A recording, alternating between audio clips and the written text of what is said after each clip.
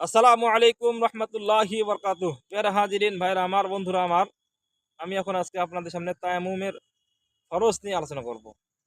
আল্লাহ তাআলা রাব্বুল আলামিন আপনাদেরকে আমাদেরকে তায়াম্মুম করার জন্য ফরজ তিনটে নির্ধারণ করে দিয়েছেন।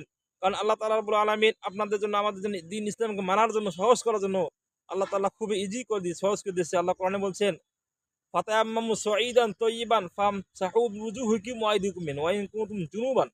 বলা হলো ওয়াইন কুনতুম জুনুবান ফাত্তাহহারু আওলা মাসতুমুন নিসা ফাতায়াম্মামু সাঈদান তাইয়িবান ফামসাহু বিওুজুহিকুম ওয়া আইদিকুম মিন।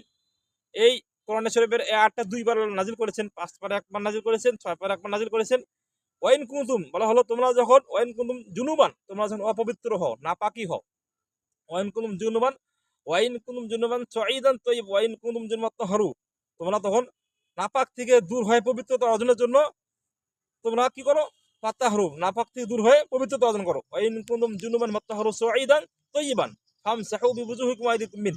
তোমরা এমন সময় আসো যে সময় তোমরা জুনুবান অসুস্থ হয়ে গেছো, অথবা তোমরা সফরে গিয়েছো, সফরে যে সফর করতেছো, অথবা তোমরা অসুস্থ হয়ে গেছো, অথবা তোমরা এমন এক অবস্থায় আসো নিজে তোমরা অসুস্থ ব্যক্তি।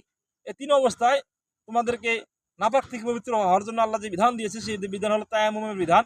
তায়াম্মুমের বিধান হলো এমনটাই যে আল্লাহ তাআলা রাব্বুল আলামিন বলতেছেন যে তিন অবস্থায় তায়াম্মুম করতে হবে। তায়াম্মুম ফরজ তিনটি। প্রথম ফরজ হলো তায়াম্মুমের প্রথম ফরজ, প্রথম ফরজ হলো নিয়ত করা।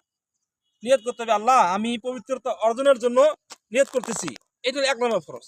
যেহেতু আমি তায়াম্মুম ওই সময় প্রয়োজন হবে যে সময় আপনার হাতে পানি থাকবে না, আপনি পানি থেকে দূরে আছেন, বা পানি আছে আপনি অসুস্থ, বা আপনি অনেক সফরে আছেন, এই জন্য তায়াম্মুম করতে হবে।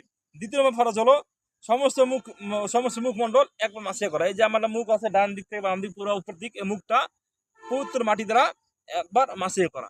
আর তৃতীয় নম্বর ফরজ হলো সমস্ত দুই হাতের কনি সহ, দুই হাত, এই যে আমাদের ডান হাত বাম হাত, দুই হাতের কনি সহ একবার মাসিয়া করা, এটা ফরজ।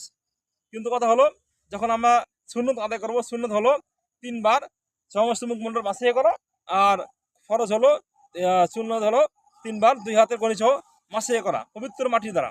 কারণ আল্লাহ বলছেন যে ফাতায়াম্মামু সাঈদান তাইয়িবান ফামসাহু বিওুজুহিকুম ওয়া আইদিকুম মিন। এই বলে আমার ভাইরা, আমার বন্ধুরা, শেষ করলাম আমি।